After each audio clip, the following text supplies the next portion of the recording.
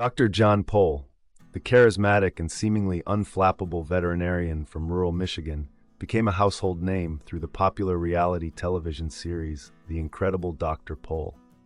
For over a decade, viewers tuned in to witness his old-fashioned, hands-on approach to animal care, his deep connection with the farming community, and the daily happenings at his bustling clinic. His straightforward demeanor and dedication resonated with a wide audience, earning him the moniker of America's favorite vet. However, beyond the heartwarming moments and remarkable recoveries showcased on television, Dr. Pohl's life has been marked by significant personal and professional challenges, including intense legal battles, the profound loss of a family member, and persistent ethical controversies. This report delves into these less publicized aspects of his life, exploring the trials and tribulations that have shaped the journey of this well-known veterinarian. The weight of the lawsuits, battles with the veterinary board. Dr. Pohl's long and successful career has not been without its share of scrutiny from regulatory bodies. Several instances have led to accusations of negligence and subsequent legal battles, casting a shadow over his otherwise celebrated image. The Mr. Pigglesworth case, a turning point. A significant turning point in Dr. Pohl's professional life came with the case of Mr. Pigglesworth, a Boston Terrier who was brought to his clinic in 2013 after being hit by a car. The treatment of Mr. Pigglesworth became the subject of a complaint filed by a television viewer who criticized the ovariohysterectomy performed on the dog. Despite the initial concerns, the case, which some referred to as the curious case of Mr. Pigglesworth, ultimately saw Dr. Pohl successfully save the dog's life within the financial constraints set by the owner, who had a budget of only $300.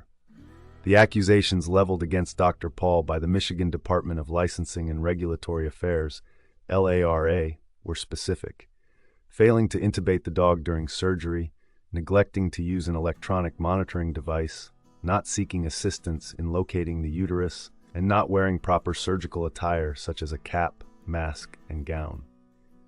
Based on these allegations, LARA found Dr. Pohl guilty of negligence for not meeting the required minimum standards of veterinary care and placed him on professional probation.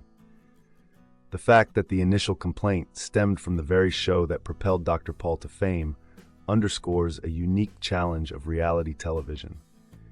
When professional practices are put on public display, they become subject to intense scrutiny, potentially leading to formal complaints and investigations. This incident also hints at a possible tension between the demands of producing engaging television, which might prioritize capturing dramatic moments, and the strict adherence to every procedural detail expected in a clinical setting. However, the legal proceedings did not end with LARA decision. In January 2018, the Michigan Court of Appeals reversed the conviction and penalty. The court's decision rested on several key points. Firstly, it found that there was no actual legal requirement in Michigan that mandated veterinarians to carry out surgery in a sterile environment by wearing surgical gloves, a gown, a mask, and a cap, nor was there a legal obligation to provide intravenous therapy or use specific types of anesthesia. Essentially, the court determined that the regulatory body had attempted to establish a violation based on perceived best practices rather than explicit legal requirements. Furthermore, the court noted that the DLRA had overstepped its bounds by going beyond the initial allegations outlined in the complaint. Evidence and lines of questioning during the hearing extended to aspects of care not originally cited as violations, which the court deemed a violation of Dr. Pohl's due process rights. The court emphasized that individuals cannot be found guilty of violations for which they were not formally charged. Finally, the court acknowledged the financial constraints placed on the treatment of Mr. Pigglesworth by his owner, stating that cost must be a factor in a veterinarian's decision-making process, particularly when the alternative is euthanasia. This recognition highlights the practical realities of veterinary medicine, especially in rural communities where clients may have limited financial resources. The court concluded that there was no reasonable basis on which Dr. Pohl could have been found guilty, and that the evidence did not establish a clear violation of a legally defined standard of care. While Dr. Paul ultimately prevailed in this legal battle, the case brought significant public attention to the scrutiny faced by veterinary professionals, especially those in the public eye. Other negligence accusations and disciplinary actions. The case of Mr. Pigglesworth was not the only instance where Dr. Paul's practices came under scrutiny. In 2012, he faced disciplinary action stemming from an April 2010 incident involving the mismanagement of a case where a dog's pups died after Dr. Paul repeatedly failed to perform a C-section despite signs of fetal distress. In this instance, the Michigan Department of Licensing and Regulatory Affairs served him with probation for negligence and incompetence, also citing his failure to accurately read an ultrasound, inappropriate treatment, inadequate record-keeping, and a lack of proper documentation of telephone calls in the treatment records. This resulted in a probation period of up to a year, a $500 fine, and a requirement to complete continuing education courses. Furthermore, in 2014, another complaint was filed against Dr. Paul by a fellow veterinarian, Dr. Eden Myers, based on an episode of The Incredible Dr. Paul that depicted his treatment of a Boston Terrier that had been hit by a car. This was a separate incident from Mr. Pigglesworth's case. Dr. Myers raised concerns about Dr. Paul not wearing sterile surgical attire and the lack of respiratory support, anesthesia monitoring, or IV therapy during the procedure. This complaint led to a finding of negligence and incompetence by the Michigan Board of Veterinary Medicine, resulting in a $500 fine and another year of probation for Dr. Paul. The recurring nature of these complaints and disciplinary actions, even though some were later overturned, suggests a point of contention regarding Dr. Paul's approach to veterinary medicine. While he has a long history of providing care in a rural setting, some members of the veterinary community and regulatory bodies have raised concerns about whether his practices consistently meet the standards expected in modern veterinary medicine. The fast-paced, high-volume nature of his rural practice, coupled with the added element of being filmed for television, might contribute to situations where protocols are perceived to be less stringent than in other settings. These legal challenges also highlight a clear division within the veterinary community regarding Dr. Paul's methods.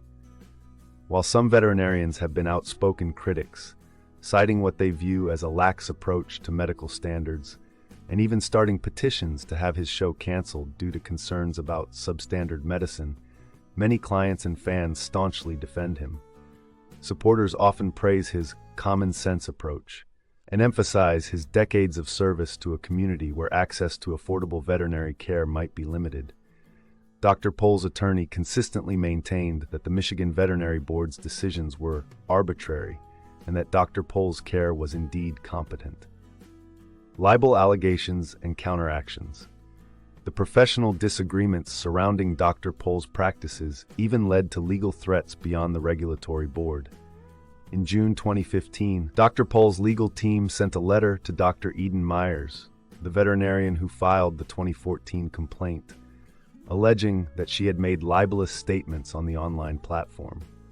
Dr. Myers had used this platform to host a petition calling for the cancellation of Dr. Paul's show and to summarize the disciplinary actions taken against him.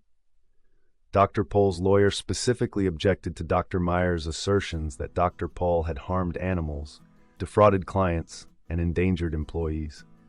The legal letter argued that the administrative law judge's decision in the 2014 case did not support these claims and demanded that Dr. Myers retract her statements, cease publishing defamatory remarks, and notify potential viewers that her post was false.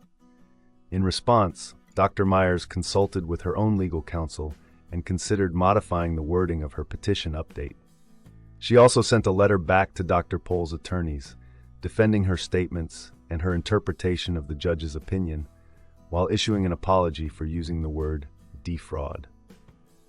This incident underscores the intense emotions and high stakes involved when professional conduct is publicly questioned, demonstrating how such disputes can escalate beyond regulatory hearings and into potential legal battles between individuals. Family's grief, the loss of a grandson. Beyond the professional challenges, Dr. Paul and his family experienced a profound personal tragedy with the passing of his 23-year-old grandson, Adam James Butch, on September 18, 2019. The news of Adam's death was shared with viewers of The Incredible Dr. Pol through an on-screen obituary, a moment that deeply affected the show's audience who had occasionally seen Adam in the series. Born on August 20, 1996, in Saginaw, Michigan, Adam was the son of Kathleen Paul Butch and the late Gregory Butch, who had passed away from cancer when Adam was still young. Consequently, Adam was raised by his mother and his maternal grandparents, Dr. Jan and Diane Paul. He pursued his education in Bay City, attending MacGregor Elementary, St. Stanislaus Elementary, and Holy Family Middle School before graduating from All Saints High School in 2014, where he excelled academically as a member of the National Honor Society and athletically as part of the varsity football team.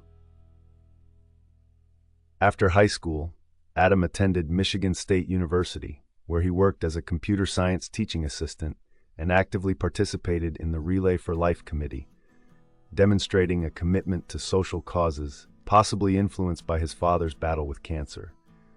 Upon returning home, Adam decided to pursue a career in healthcare, earning his certification as a pharmacy technician and beginning a new job at Rite Aid just 2 days before his untimely death. Adam was remembered as a kind and friendly young man who was well loved by those who knew him.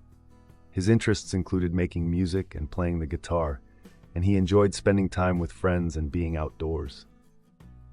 A memorial service to celebrate Adam's life was held on September 26, 2019, at Our Lady of Czestochowa Parish, St. Stanislaus Church in Bay City, followed by his interment at St. Patrick's Cemetery. The passing of Adam James Butch represents a significant personal loss for the entire Paul family, and the public acknowledgement of this tragedy on their show allowed viewers to share in their grief and offer their condolences. The declawing debate, ethical concerns and criticisms. Another significant area of controversy surrounding Dr. Pol's practice involves the declawing of cats. Despite a growing consensus within the veterinary community against this procedure, reports indicate that Pol Veterinary Services has continued to perform declaws. As recently as late 2023 and mid-2023, individuals who contacted the clinic were informed that declawing was still offered by Dr. Pol and his associate veterinarians. The procedure was reportedly performed using a laser, and the cost was often bundled with spay or neuter surgeries. Declawing, or onychectomy, is a surgical procedure that involves the amputation of the last bone of each toe, including the nail bed. This is a permanent and invasive surgery that many veterinary professionals and animal welfare organizations consider inhumane and unnecessary for the majority of cats. They argue that it can lead to both short-term complications like pain and infection, and long-term issues such as chronic pain, lameness, behavioral changes, including increased aggression and avoidance of the litter box, and arthritis. Major veterinary organizations, including the American Association of Feline Practitioners, AAFP, strongly oppose declawing as an elective procedure, emphasizing that it provides no medical benefit to the cat and can have detrimental effects on their physical and behavioral well-being. While the American Veterinary Medical Association, AVMA, discourages declawing, their policy acknowledges that it might be considered in limited circumstances, such as when scratching poses a significant risk to human health, example, in immunocompromised individuals, or as a last resort to prevent euthanasia or relinquishment after all other alternatives have been exhausted. However, even in these cases, thorough client education about the procedure and potential complications is strongly recommended. The trend in veterinary medicine is clearly moving towards discouraging and even banning declawing. Many cities and even some states have implemented legislation to prohibit or severely restrict the procedure, recognizing the potential harm it can cause to cats. Despite this growing opposition, the reported continued practice of declawing at Dr. Pol's clinic suggests a divergence from these evolving ethical standards. Arguments sometimes made in favor of declawing include the belief that it can prevent cats with destructive, scratching behaviors from being surrendered to shelters or euthanized. However, the prevailing view within the veterinary community emphasizes the importance of educating owners about alternatives to declawing, such as providing scratching posts, regularly trimming nails, and using behavioral modification techniques. This ongoing controversy surrounding declawing has undoubtedly contributed to the criticisms faced by Dr. Paul from some segments of the veterinary profession and animal welfare advocates. Accidents and adversity, isolated incidents, or a pattern. The user query also inquires about accidents involving Dr. Paul. However, a review of the provided research material does not reveal any publicly reported personal accidents that have involved Dr. Paul himself. The snippets primarily focus on legal issues and professional controversies. Some snippets do mention accidents involving animals that were patients of Dr. Paul, such as a Chihuahua that was immobile after being hit by a car. There is also a brief mention of Dr. Paul experiencing a broken steering rod in his vehicle, but this appears to be a routine vehicle malfunction during his work rather than a personal injury accident. Additionally, while one video title online refers to a tragic accident that ended the incredible Dr. Paul, the content of the snippet suggests this refers to health issues faced by his wife, Diane Paul, based on external knowledge, as the snippet itself does not detail the content. Therefore, based on the available information, the adversity faced by Dr. Paul seems to primarily stem from professional scrutiny and legal challenges, as well as the personal loss of his grandson, rather than from any reported personal accidents. It is important to distinguish between the accidents and illnesses of his animal patients and any significant incidents directly involving Dr. Paul.